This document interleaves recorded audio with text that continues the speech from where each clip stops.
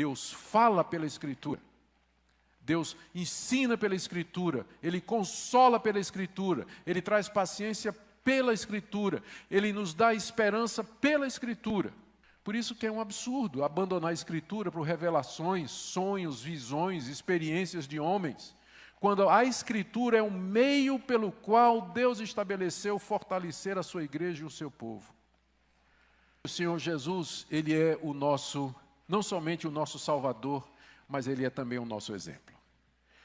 Há um sentido em que Cristo não é o nosso exemplo, porque Cristo não era cristão, como vocês sabem, não é? Eu estou vendo um manto de olho regalado aí, mas é óbvio, Cristo não era cristão. Cristo nunca cometeu pecado, cometeu?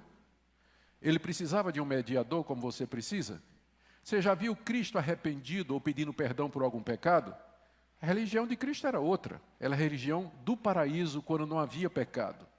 Mas nós somos pecadores, então nesse sentido nós não podemos imitar Jesus, mas nós podemos imitar Jesus no que Ele se fez homem, habitou entre nós, e como tal Ele viveu para agradar a Deus e fazer a vontade de Deus e servir aqueles a quem Ele veio salvar. Então nesse ponto Cristo é nosso modelo e Ele é o nosso referencial. E eu queria que você pensasse nisso, que você ouvisse não somente como aquele que morreu na cruz para salvar os seus pecados, mas aquele que nos deu um exemplo de humanidade perfeita, quebrantada, humilde, debaixo da orientação do Pai, desejosa de fazer aquilo que o Pai planejou desde o início.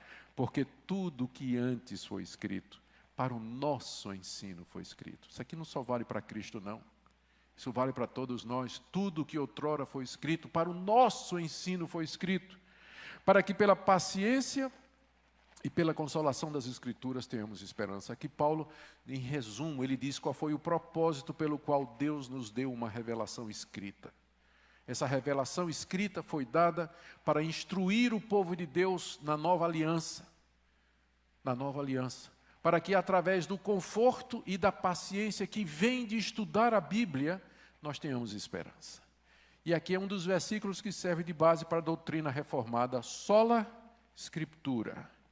Deus fala pela Escritura, Deus ensina pela Escritura, Ele consola pela Escritura, Ele traz paciência pela Escritura, Ele nos dá esperança pela Escritura. Tudo que foi escrito foi exatamente com esse propósito. Por isso que é um absurdo abandonar a Escritura por revelações, sonhos, visões, experiências de homens, quando a Escritura é um meio pelo qual Deus estabeleceu fortalecer a sua igreja e o seu povo.